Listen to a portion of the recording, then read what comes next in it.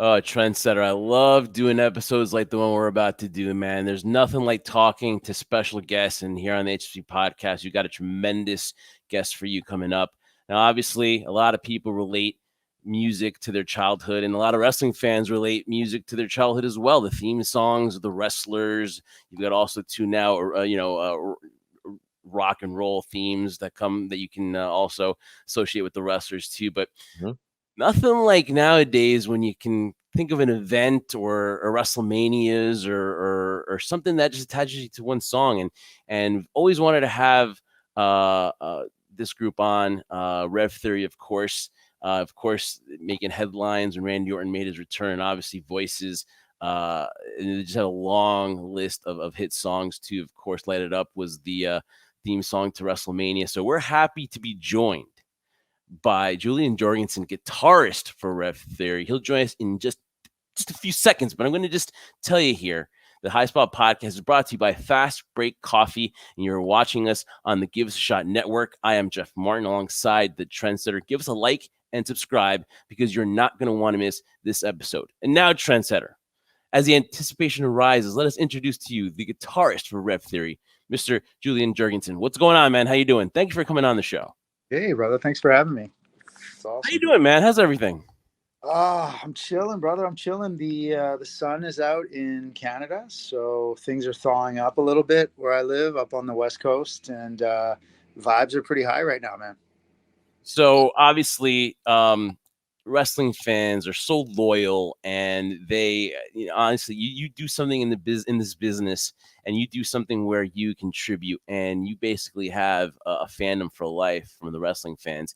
And obviously, you guys are very synonymous to the wrestling world because you guys are the entrance theme music to Randy Orton. So we're going to talk a lot about the origins of Rev Theory. We're going to talk about just how everything came to be, but you know, obviously Randy Orton is a bona fide WWE Hall of Famer when it's all said and done. And what was it like to, as an established band, to get the call and be like, hey, listen, we want you to maybe contribute to the song?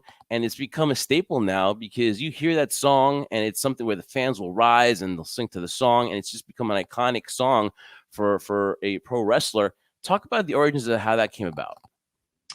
Yeah, well, we were just doing our thing as Revelation Theory, and we had a record out in 2005, 2006 called Truth is Currency, and we ended up getting a deal with Interscope. And when we did that deal with Interscope Records, we signed on with the Maloof brothers, and they just kind of blew it up, man. The songs that we wrote and the team that we had, just all of a sudden we connected with the WWE, and they said, hey, we love Light It Up, we're going to use it for WrestleMania.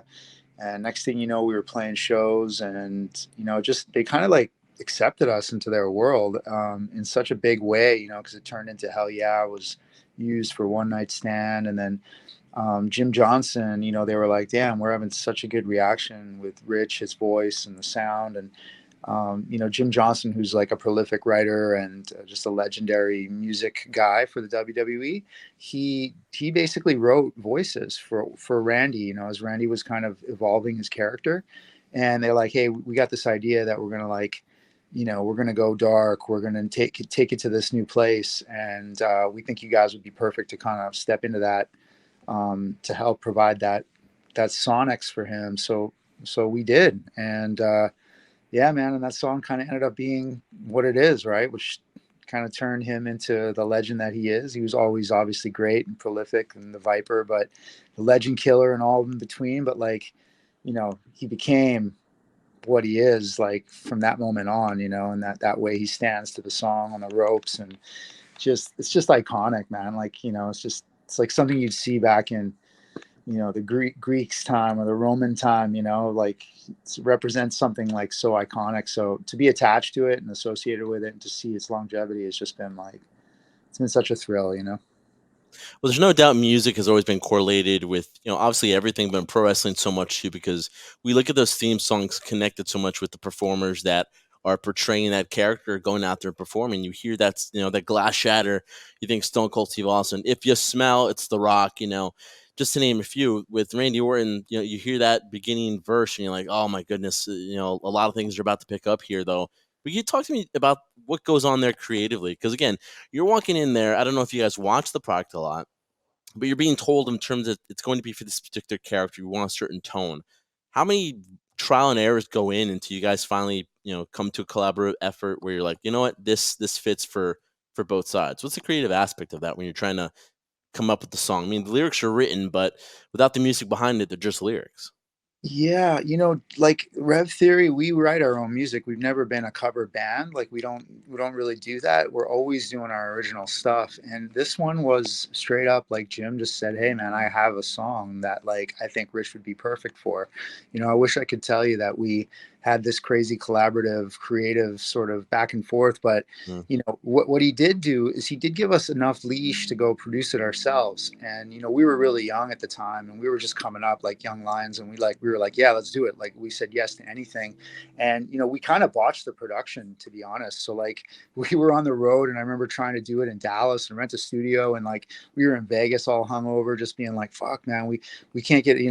And looking back at it, like I just kind of wish like shit, we should have just hired somebody instead of trying to do it ourselves. But Jim really loved Rich's vocal, because we were able to produce Rich's vocal, which was what you hear, which is the iconic part, like his literally the first line of the song. And we were able to deliver some of the guitars and the sounds and the tones, and then Jim took that, and then he basically kind of mixed it together and put out kind of what you have heard for the last 10 years. And then last year I reproduced the song. I took the original format of it, and I made it a little more, I guess, Rev Theory, because ultimately we loved Voices, but like we loved what it did for us as far as like exposure, but it was never like our full vision, because it was sort of a WWE collaboration. So I decided to reproduce it last year and release it as like a new version, something that I thought was fresh. And it kind of just so happened that it timed up with Randy coming back, so everyone got pretty juiced up, and that's kind of what led us to the way we're talking right now. Did they approach you about, hey, listen, he's going to come back, because obviously he had a back injury that had sidelined him, and we were even talking about possibly a career-ending type of injury. So obviously you guys teased it on your social media. Great use of social media there, by the way, guys. And so you teased it. And when did you have that kind of feeling? Because it was about, I would say, correct me if I'm wrong, a few weeks before you guys were kind of teasing that anticipation, even before Cody kind of blurted it out on that Raw before Survivor Series. And like, when did you guys know, and when did you start making your little bit of adjustments to voices? When you look back at your life and you see things that like feel serendipitous, like, oh, you met your wife here, and if you never did this or that at that time, you never would have been in the coffee shop. Or if we didn't play you rehearse in Los Angeles for a certain producer, we never would have had our deal. Or if Amy Lee didn't find us you know on MySpace in 2006, we never would have got a tour with Evanescence. Like those are those things when you look back and you're like, wow, that just happened. And it just so happened that I literally just said, I want to record this song. I hadn't watched wrestling for a few years. I had no idea Randy was even hurt. I had no idea what was going on. I just said to myself, this song needs to be better. It needs a new version. I'm like, because that's how I felt. So whatever was guiding that just so happened to line up with the fact, like, I wish I could tell you we knew. I wish I could tell you that but it's almost crazier that we didn't know, because once we released it, everyone's like, do they know something? And we were just like, yeah, do we know something? And we were kind of like, shit, we should start trolling ourselves, bro. So we did. We started trolling ourselves, and we thought it was hilarious, because people thought we knew. People thought we were in on it. And, I hate to break it to people out there, but it almost makes it for a funner story, the fact that we had no idea, and the fact that there was an inner vision that kind of pushed that to come out. And I think that's a greater picture kind of thing. I think like, we get pushed and moved to do certain things that are kind of beyond our control sometimes. And it just so happened that it lined up because of that. I feel like because I didn't overthink it, or because we didn't know something. And then we were let in on it. And then obviously we rode that wave all the way till he came out. Cause we literally were like, shit, is he done? Like, he might be done. We don't even know if he's coming back. Like, we were like, everyone's hoping he's coming back. And then he finally came back, and he was just like jacked, like 20 pounds heavier. He looked awesome, just as good, if not better. Like the guy's a legend, you know what I mean? And we were just like, this is awesome. You know, we couldn't have been happier.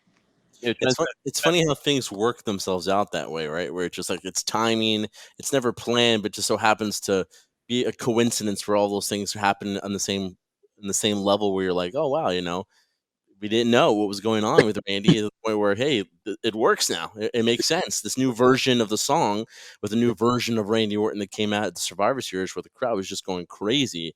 Yeah. Also, I love the new version of it where it just felt like more diabolical. It felt like Yeah. tougher and like more like badass type of feel there.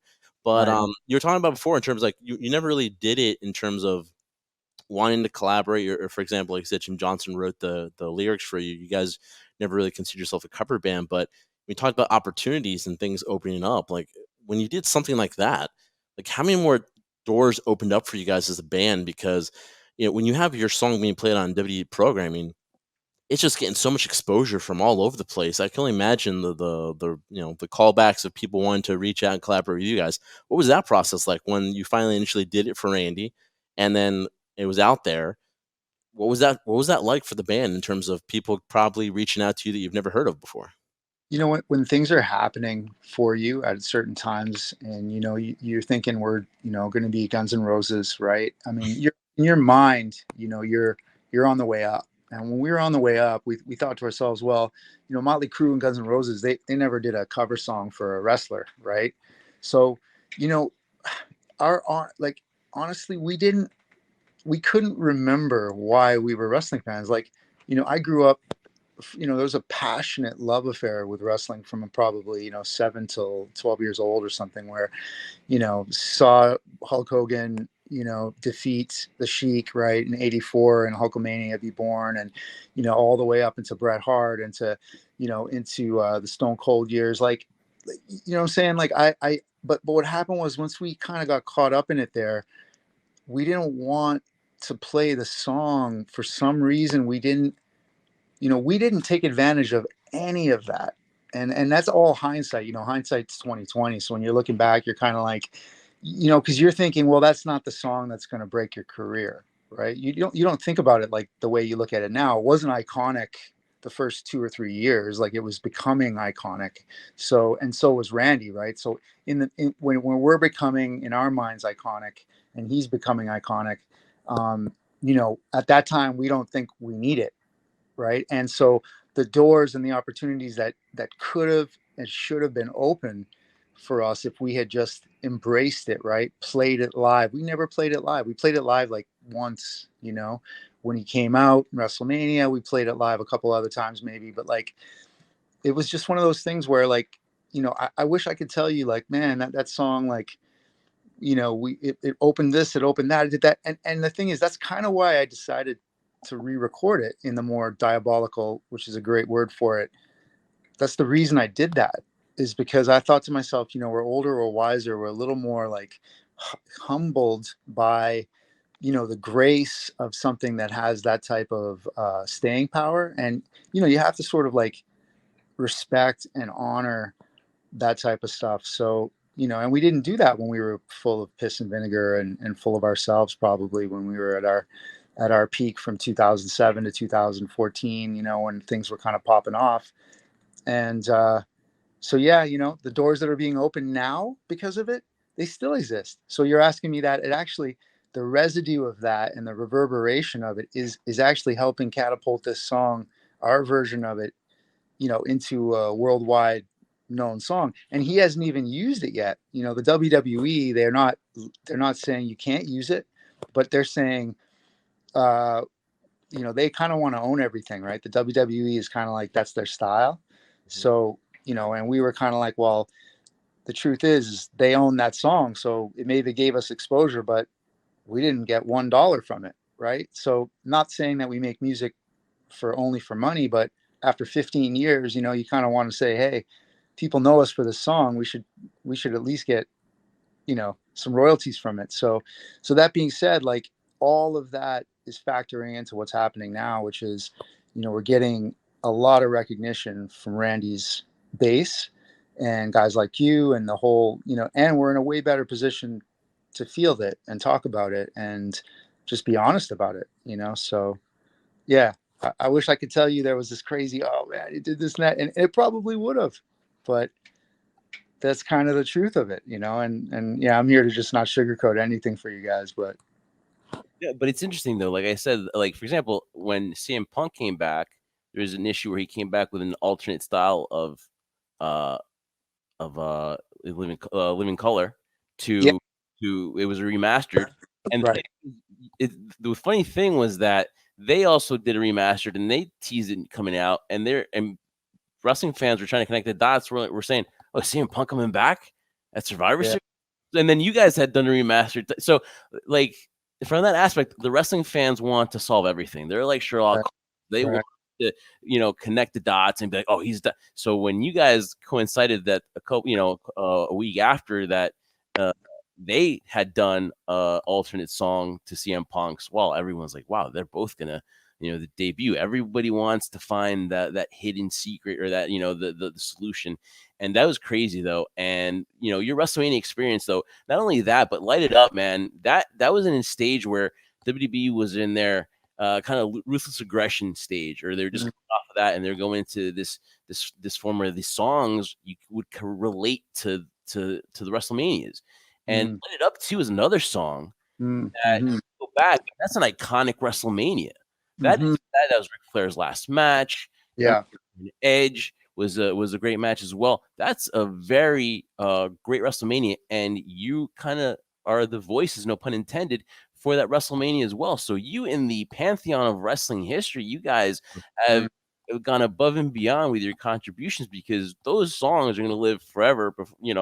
Long after we're all gone. So that's uh, that's crazy. That's crazy to think about.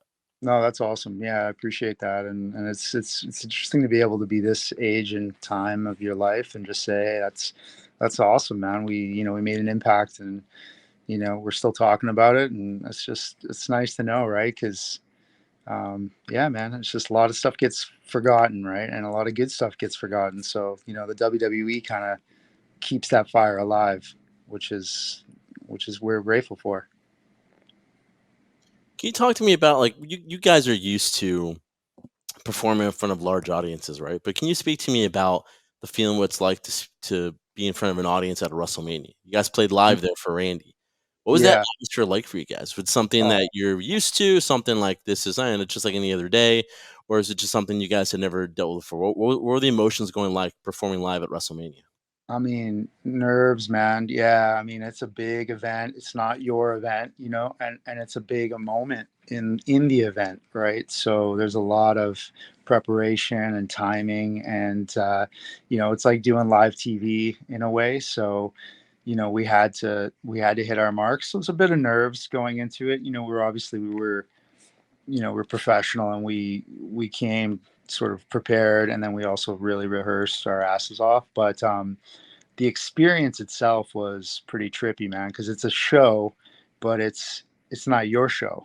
It's his show. So it was like, but you're also there, kind of watching the show, being a part of it. It was one of the more, I guess, like unique experiences that you could ever feel. It's like kind of like it's like you're watching the whole experience, but you're also providing the soundtrack for it. It was pretty cool, man. It was pretty cool the way Rich went over to him, and Randy put his arm around him, or they, I think they kind of like acknowledged each other. I thought that was pretty cool. And I remember it super clearly, right? We had so many friends there. It was in Louisiana. Like, it was an awesome event, like so good. Daniel Bryant, like it was an epic night. And the best thing for us is just fans, right? Like backstage, we were meeting like Mr. T and Hulk Hogan, and Mean Gene was there, and all the guys. Like, it was just everybody was back there. People that The Rock was so gracious, man. You were just like, damn, this guy is like such a nice guy. And yeah, man, people were so authentic, and just we had Mankind back there.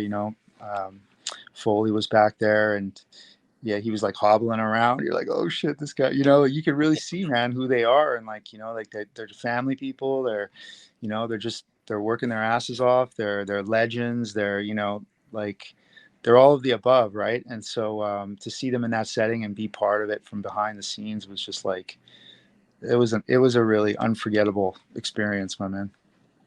So talk about working your asses off. Obviously, it is 2024, and a couple days since the release of Remedy from the band from Rev Theory, and obviously it's a important year for you guys. And just talk about it. I've listened to it, and obviously it's like I'll tell you what, you know you've made it when your songs hit a gym playlist or play on our at our gym, and that's what we do. We actually request Rev Theory at the gym.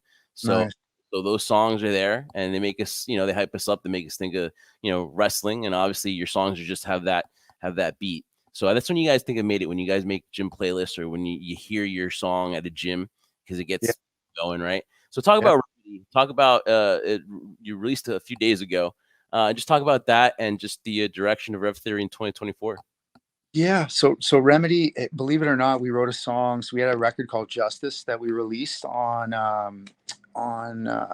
Interscope Records. So we released two records on Interscope, Light It Up, that had Light It Up and Hell Yeah, and then we released Justice. And Justice was like we recorded that in Los Angeles, 2011 time, and we had like shit, man. We had the red carpet rolled out for us, like um, you know, unlimited food budget, Henson Studios, Legendary Studios, girls, girls, girls down the street, endless weed, like, and we got hooked on Adderall, man. A couple of us got hooked on Adderall, and so there was a demo off of Justice called Remedy.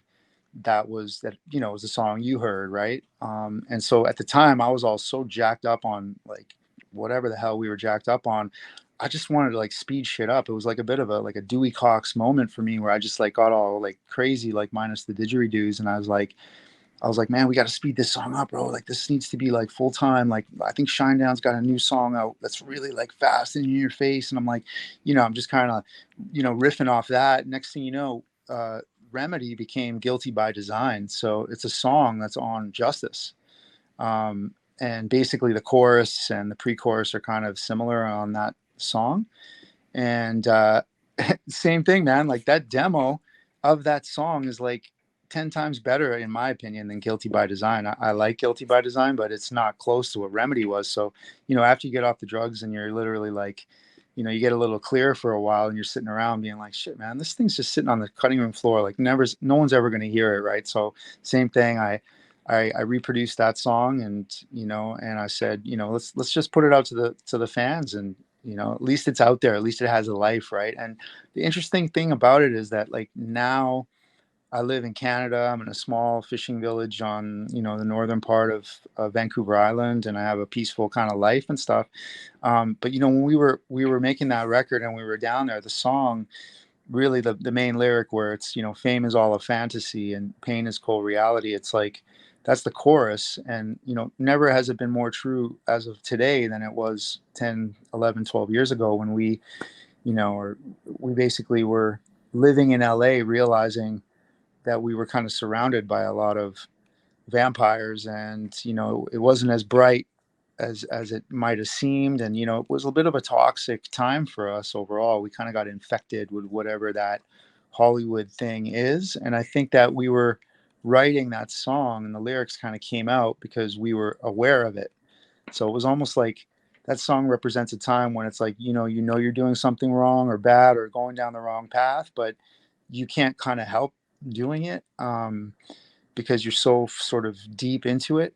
And that's kind of what that song is. And getting through all of that and getting out of LA and moving up here and just kind of getting healthy and focused again, you think to yourself, shit, I just went through a lot of pain, man. Like you go through a basically a divorce of what it is to sort of be attached to the road lifestyle and all that stuff. And there's a lot of pain that goes along with that, man. Like there's a lot of like working it out, like, we're not on the world stage anymore. We're not touring with the biggest bands in the world. We're not living it day to day by day. We still make music and I like to be creative, but the reality is there's a painful come down from that drug.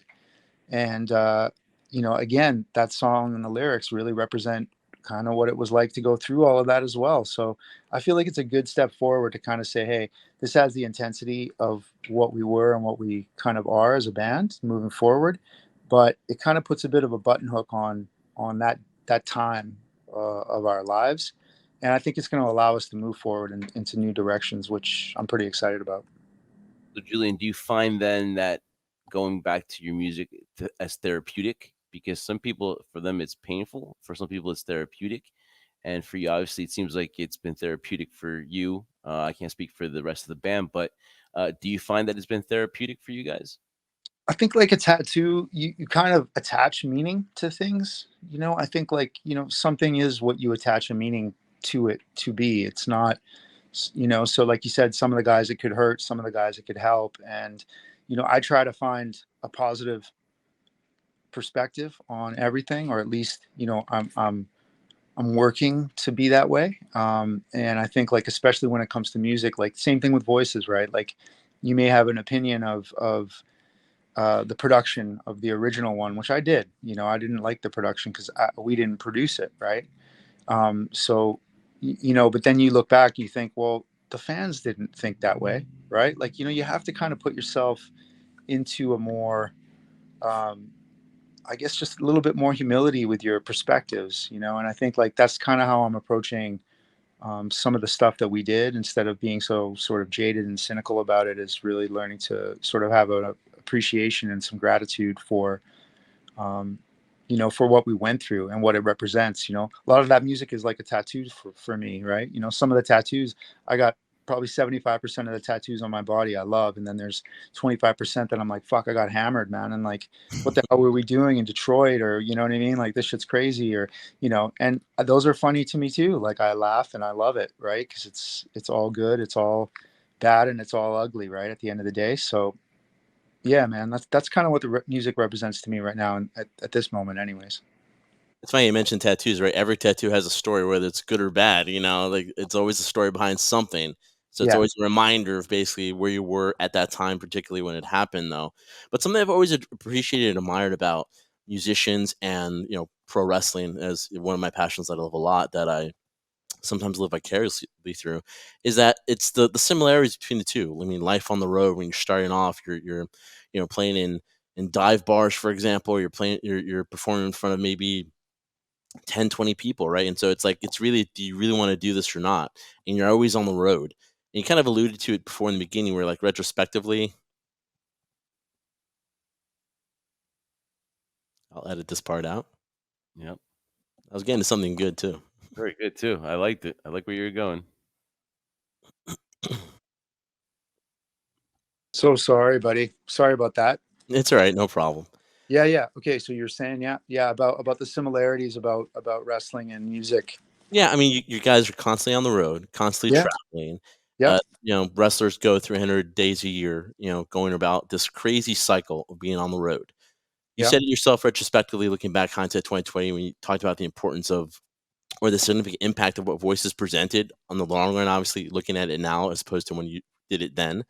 But now, was there any point though? Because I always ask performers this too, in terms of like, when it's the big event, let's say it's a WrestleMania, for example, I'm like, do you have the ability of just sitting back here enjoying it? And their mindset's always the same. They always give me the same answer. I can't enjoy it right now. I'm too focused yeah, on what I need to do. I'm looking yeah. forward to the next thing to do. Is that the same mentality you guys had when you guys were constantly on the road producing music? It was always more like, as great as this moment was, or is the significance of this moment, let's say performing live at WrestleMania, right? For you guys, what's the next thing? Did you allow yourself the ability to enjoy certain moments, or was it only after that where you guys kind of went through this healing process of now appreciating what you had done, that actually happened for you? Probably the latter. Yeah, I think in the moment there's probably a lot more. There's sobriety now. I'm sober, and there's a lot of clarity, and there's a lot of gratitude that comes from just breathing sober air. So I feel like whatever happened at the time, there's probably moments that you feel like, wow, that's like, but it's like any drug, you kind of don't want it to end, and I don't know, I wasn't able to completely appreciate it. I think personally, I think you mix it with partying. I think like partying means celebrating, but when partying becomes full time, you can't really.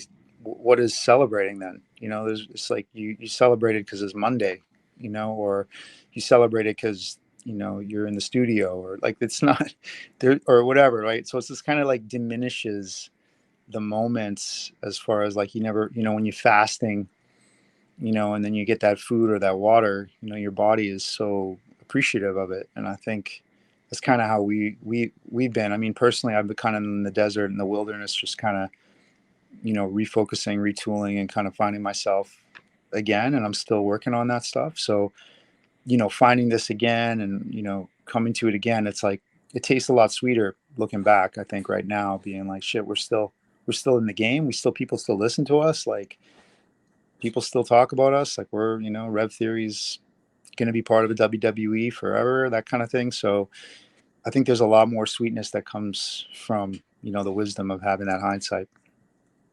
Obviously, you started watching pro wrestling. You were in probably the golden age for like us wrestling fans that remember the mix of rock and roll and wrestling, right? And obviously, and then like 20 years later, 25 years later, 30 years later, you're part of it, and you're like, damn, man, I watched as a fan, and now I'm actually part of it, which is crazy. And again, your music is going to live on forever, associated with a WWE Hall of Famer, and obviously one of the best WrestleManias in WrestleMania 24. But a lot of wrestlers talk about their WrestleMania moment and achieving that. That's the new thing now. Where like, I have to achieve the WrestleMania moment because it's the pinnacle. Mm. For you, what was your WrestleMania moment as far as in the business to you? And you're like, man, this one's special. Mm. That would be something where, like, to define if you've had it yet, or do you remember a specific time where like you would compare it to a wrestler having the WrestleMania moment? Shit, that's a great question. It's a really good question. I mean, I think like, you asked, do we appreciate it? I think like when we did WrestleMania, in Louisiana, I think there we really started to kind of think, wow, this is a fantastic, we're really lucky to have this experience, as fans and just human beings being allowed to sort of be part of it and be backstage and contribute to it. I think there was a bit of a awareness at that time, because there was enough separation from sort of the crazy times. So I think I want to say, like, as an adult, that one for sure, which was the one we played um, in Louisiana. And then as a kid, I mean, shit, I've been watching so many of these biographies, like seeing like Roddy Piper's biography, watching Bret Hart's biography. Like, Great documentaries. They're amazing documentaries. Randy's was amazing. Randy's was amazing too. That one. I'm literally, it's on, like, I can't believe I haven't watched it yet. Like, I'm watching it tonight, like, because I know it's out. I'm gonna watch it tonight because I heard it was out. So, but yeah, I first started down the rabbit hole of all the original guys, and it just brought me back to that time, man. Like the Roddy Piper time, and like Hogan and King Kong Bundy and Big John Studd, and like those times, man. Like Andre the Giant, like you're talking iconic, man. Like the hit, whatever that time was. And I know it got crazier. I know Stone Cold took it up to another level.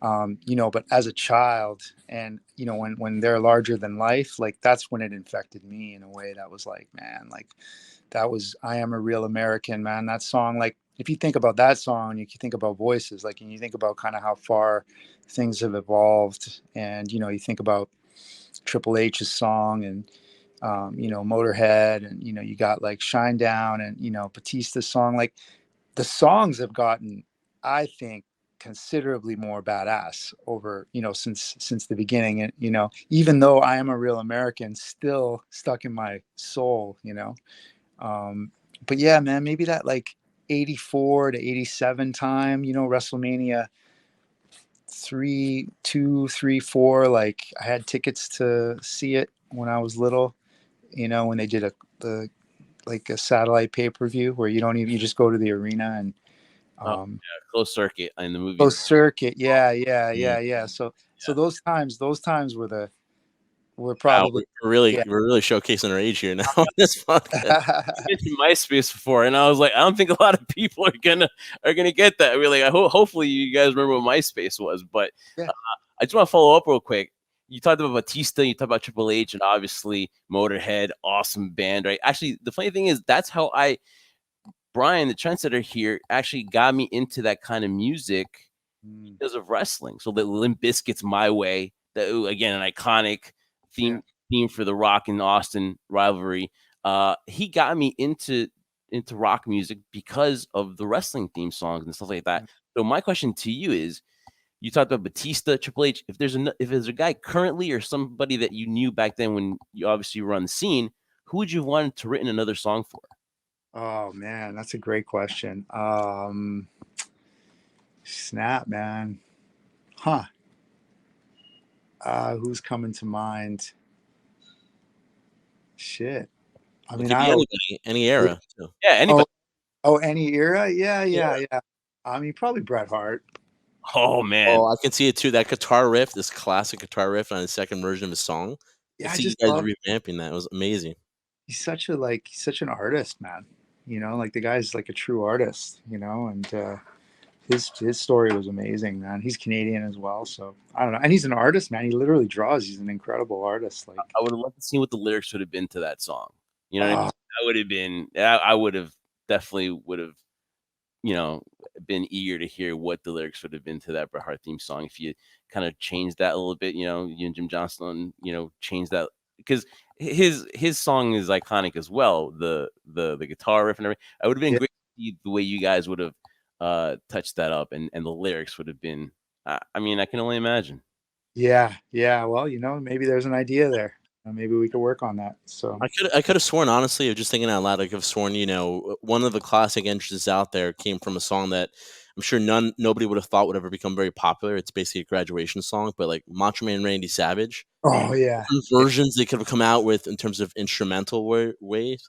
That would have yeah, been an amazing thing for you guys to have done, in my opinion, in terms of whether their lyrics were attached to it or not. I mean, keeping a graduation song is connected to one of the most iconic figures in professional wrestling, the Macho Man Randy Savage. I It's won't yeah, I won't lie. For my graduation, you kind of have to do when that song plays and you're a wrestling fan. You kind of have to do a little finger twirl and do the little, oh yeah, because you just have to if you're a fan, because you'd be doing yeah. it injustice if you don't honor the Macho Man during your graduation. Oh, yeah, yeah. His story was amazing. That's such a legendary piece of music too. And there's something about him and Elizabeth and that like whole relationship, and it was like he was kind of able to make it a spectacle, like an event of just walking out. Like it was like you were graduating, just getting to watch him and his entrance. So he kind of like took that music and yeah, he took something that was kind of like not traditionally like badass really, but it made it iconic. And no, it was cool. It was genius, man. I mean, everything I think he did was pretty cool. See, what I love about this is that when we talk about music in general, right? You hear anything, I'm sure you can put your local radio station. There'll be a certain song, whether we're talking about wrestling or not, will make you think of a certain time frame. You hear Hmm. the song I heard until, oh, it makes me thinking back of the 90s or the 80s. I remember where I was. I remember my first car driving. I was playing this song, right? And Yeah, I'm sure everyone growing up, myself included, saw your favorite pro wrestler and was wearing red and yellow like Hulk Hogan. My tag team partner here was wearing the glasses, doing the Macho Man Randy Savage impersonation. When you picked up your first guitar yeah. and were there in front of the mirror, who were you emulating the most? Of like, this is what I want to be growing up. Well, it was an interesting time. Probably 16. I picked it up, which is a little bit late, but not crazy late. But my first concert I saw was 12. Like rock, heavy rock concert. I saw ACDC, and Angus came up and Thunderstruck. They were touring Thunderstruck, and he was like, he had one hand up, and he was playing, the riff with the other hand, and it was just like, dude, who is this guy? This is amazing. And he had an SG, so like, I always like thought that guitar looked like the word you used, diabolical. I thought it looked badass and just evil, right? And then Soundgarden came out, and they had a guitar player named Kim Thale, and so it was interesting because I kind of got hit by a few different bands, and the Doors were sort of one of the first bands that I actually really liked, and Robbie Krieger also played a an SG. So when I really look back, all three of those guys really heavily influenced me, and I ended up playing SGs for most of my career. So yeah, like and I think like, when I picked up the guitar, it was the 90s. It was probably 92, 91. And, everything from like Nirvana and Pearl Jam, Alice in Chains, Offspring, like, Nine Inch Nails, Tool, like it was just all guitar music, So it was like Jane's Addiction. I mean, you STP, like it could go on and on. It was like, and you kind of, and I really like Dave Navarro, actually thinking about that. I thought he was pretty badass. John Frusciante, it's just there's so many guys that you could think. Sorry not to narrow it down, but what it does is it kind of just stirs up that, wow, there was so much at that time when I picked up the guitar that, like, you could have been anybody on a different day, right? So, All right, Julien, this will be my last question before we wrap up here with Julien Jorgensen of Rev Theory, Guitarist. Make sure you check out Remedy. It's available now. Stream it. Remember you guys would get remember you go by sales and you get the CDs and you get platinum and you go, all that Old stuff. records, Right? exactly. I missed that, by the way. Now you go by streaming and stuff. So stream it and support Rev Theory wrestling fans because they put out amazing work all the time. Last question here. Let's be honest. I know you love the music and you AC/DC emulated, but let's be honest, right? You wanted to be in a band to get the chicks, right? That was the first thing. that was the first thing. Let's be honest. yeah, well, probably you find that it's quite helpful, to have that as a secret weapon. Yeah. Yeah, especially the guitar, man. That's Yeah. Yeah. I used to play hockey, actually. I was a hockey player. So I was a bit of a closet guitar player.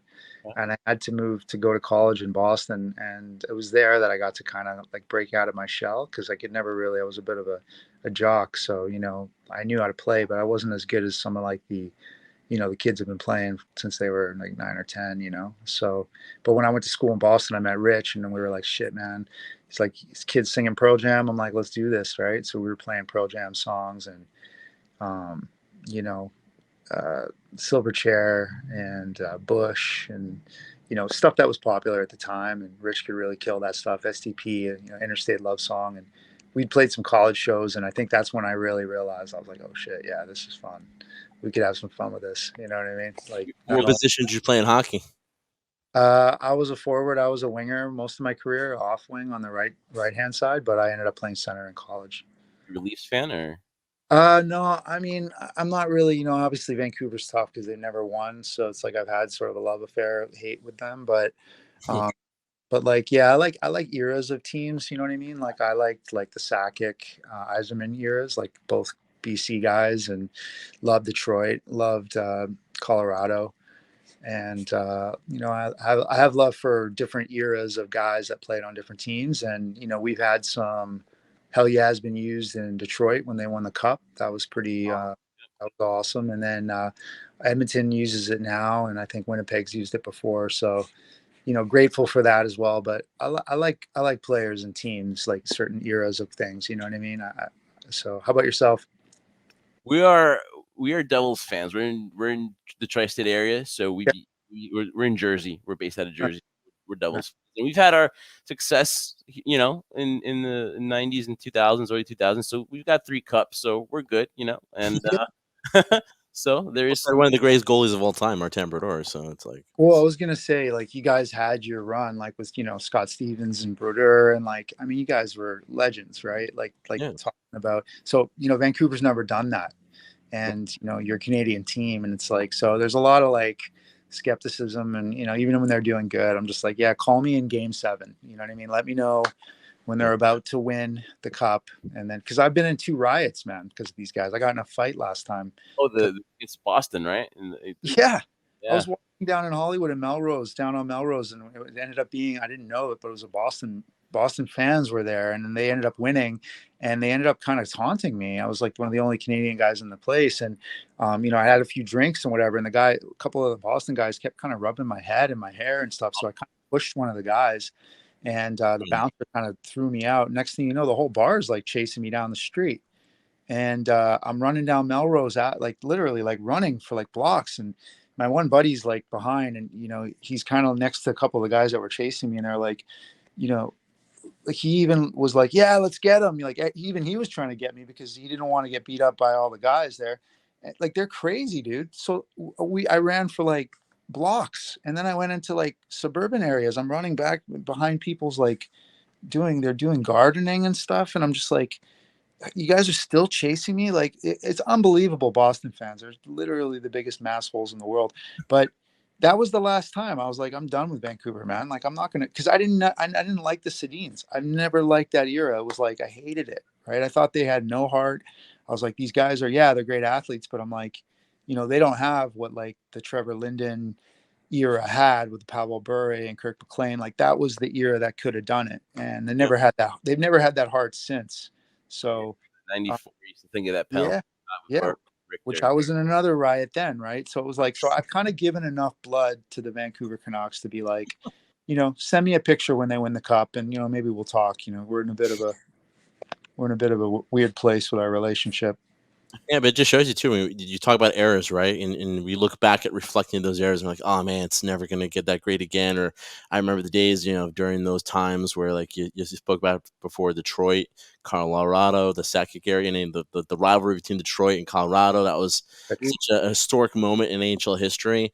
The Devils, in terms of what they were able to accomplish, and now that they're struggling to make the playoffs. So it's easy to be on one side of it when you're losing all the time and not expect to win, or when you're winning all the time to not get used to that feeling. But the same goes through in terms of errors in wrestling, or errors in, for example, music too. So my Mm, final question that I want to ask you is mm, that you even spoke about too, like in terms of Andre the Giant, Rowdy Piper, Hulk Hogan, right? It's amazing how much popularity and how much worldwide they got exposure, considering the fact there's no social media back then. mm, You have mhm. the ability of reaching out to a gigantic audience. You only hope that through word of mouth and through technology at that time it could happen. There's no doubt evolution's happened in the wrestling business. Evolution's happened in the music industry as well. So my question for you would be, if you're comparing in terms of the eras of music, rock and roll, of your genre of music, right? How do you Mhm. feel that the business has evolved in a good way, and how has it evolved in not so good way for you? Yeah, really good question. Actually, I mean, if you look at like TKO, I think they own the WWE now. Like, I feel like maybe The Rock, and you guys may be able to shed some light on this. Maybe The Rock is a part owner in it. Is that true? The board of directors, yeah. Yeah, because I feel like, he came back to the table. You could kind of see like his resurgence. Obviously, there's has to be some skin in the game for him to do something like that, where like he's got such a massive world profile, like, and you're talking about like, there's not one person in the world that's not gonna, if they don't already know about the WWE, and just their deal with Netflix. Like, I think the WWE is like reforming, and maybe you guys might know, even better, but like, live events, UFC, like, um, I think anything live, man, people want to be a part of. People want to feel part of a community. I think the same goes for music. I feel like the live business is super healthy, and it's kind of a shitty time for us to not tour. We don't tour anymore. Rich and the guys have kind of quiet lives, and we don't hustle on the road anymore. And that business is thriving. That business is going crazy, and you can see it with the Ticketmaster stuff, like with the people complaining about tickets for whether it's Springsteen or Taylor Swift or whatever it is. Like, it's got its own problems, but they're tackling it because it's a good problem. There's too much money being made in the live space. So I think live experiences, I think country music is super healthy. I think music right now is being reinvented. I think like the idea of, you know, what a musician is and what music means to people is somewhat being reinvented. And our participation in it, is sort of being readdressed. Like, I doubt, I doubt that Taylor Swift is as much of a household name as, Madonna possibly was, or these other, really massive superstars from, the 80s that, like you said, there was no social media, Michael Jackson and this kind of stuff. So, the bandwidth of what a musician can actually touch, as far as even the biggest, even the Biebers, even the Taylor Swifts, they still have as much money as they have. I don't think they have as much reach as musicians might have used to with the old model.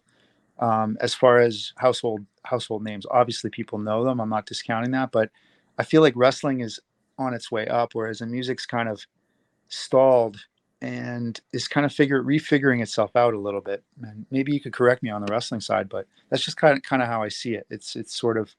it hasn't figured itself out. Spotify's still not profitable. Like the WWE is profitable, brother. You know what I mean? Like Rock's not involved if it ain't profitable. And, but Spotify, they ain't profitable. It's been 10 years. You know what I mean? They can't figure out how to make money. Yeah. So there's something wrong with that model. There's something wrong with the fact that, artists are not as well known and, and not as much money is being made. Yeah, I mean, I can tell you right now, Julien, that right now the resurgence of wrestling is because storyline, and Mm, also because I believe stories are very important. Just like obviously your music tells stories as well, mm, and and fans can relate to your music through storytelling and what your meaning of your words. So I think the resurgence has been in storytelling, and of course, just I think that brings people to it because you get emotionally invested in it. You have to be emotionally invested in any form of entertainment if you're going to put your hard-earned money into it. They're going to go see mm, Theory. They're going to go see WWE, and I think it's just on another resurgence because of that. And obviously, they're making money, a lot of money right now, selling out live events. WrestleMania is going to be huge. Randy Orton's coming back. You're mm, WrestleMania. So Philadelphia is going to be great, man. I want to let you know too that we're going to be at WrestleMania, and we're going mm, to be doing on Thursday. We're going to be doing an all wrestling themed party, which is be all mm. wrestling songs. It's gonna be for one night to be all wrestling themed songs. I just Yeah, want to know because you're on here is that we have a Rev Theory playlist that they're gonna play, and we will do a live and we will tag you on it. So yeah, you can just see hundreds of wrestling fans jam into your songs, and yeah.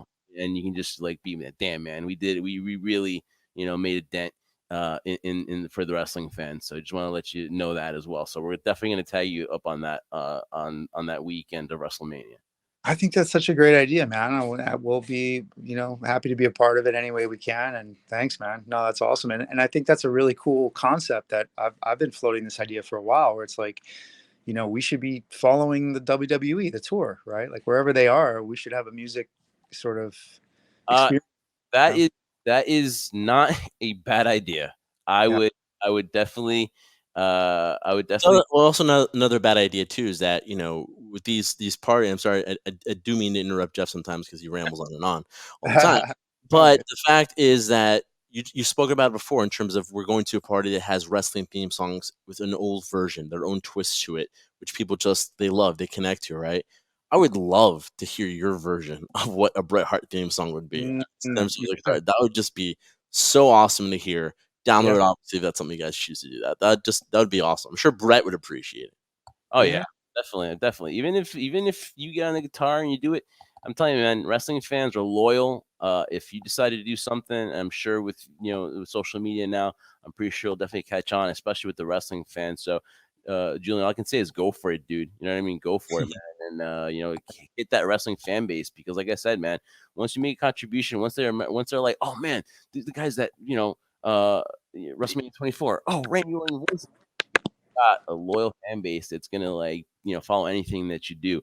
And again, go stream Remedy by Rev Theory. And you know what? As far as live touring, you know what? In the wrestling business, we're gonna say the same thing. Never say never, right? And definitely would love to have you back on down the road, man, because it's just been a great, not even an interview, dude. It's been a nice little conversation. And we thank you for your time, dude. And again, Julien Jorgensen, guitarist for Rev Theory. Follow him on social media at Julien Jorgensen and follow Rev Theory on their Instagram at Rev Theory Official. Thank you so much, man. Yeah, brother. Thank you, man. Appreciate it, guys. It's been a pleasure. All right, Trendsetter, man. What a great interview with Rev Theory. Light it up. Voices. I mean, come on. They are iconic band. And like I said, I hope it's never say never that one day we get Rev Theory touring again. That'd be great. But what do you make out of the whole interview with Julien? It's just a great conversation to see basically where it all started, the experiences going through this. Because you even said yourself during the interview when you get approached by something like this. Hindsight, you don't know what's going to be the impact it's going to be because, as we all know through our experience of pro wrestling, Jeff, right? Theme music songs change from time to time. Some click, some don't. For some reason, that one clicked iconically for Randy Orton. Now I can't even think. I know he's had theme songs before in the past, Evolution, and then "Burning My Light," that song too. But I think this song is synonymous with him. We spoke about some of the iconic theme songs in wrestling history too. So it's just interesting to see how one's journey from doing something where you're collaborating with somebody and then all of a sudden seeing the avenues. I mean, and taking nothing away from the band too. They did a lot of themselves to promote themselves and create the fandom that they have right now. But when you get in touch with that wrestling fan, they're loyal for life. And it was just great to touch base with that, to see the similarities, because some people see wrestling as just something singular, but see how it's similar in synopsis of everything: music, pro wrestling. They're kind of interlinked and will be for a long period of time. I don't see it changing anytime soon. Guys, and don't forget, we got so much WrestleMania coverage. We're on the road to WrestleMania. We're almost there. It's going to be amazing. Philadelphia, with the past stuff that we've seen, with Raw being the way it was, and we'll touch on that shortly, and we'll touch on everything that's been going on. So much to cover, and we'll bring it to you pretty soon. But guys, we hope you enjoyed this episode of High Spot Podcast, our interview with Julien Jorgensen, guitarist for Rev Theory. Follow them on their social media at Rev Theory Official.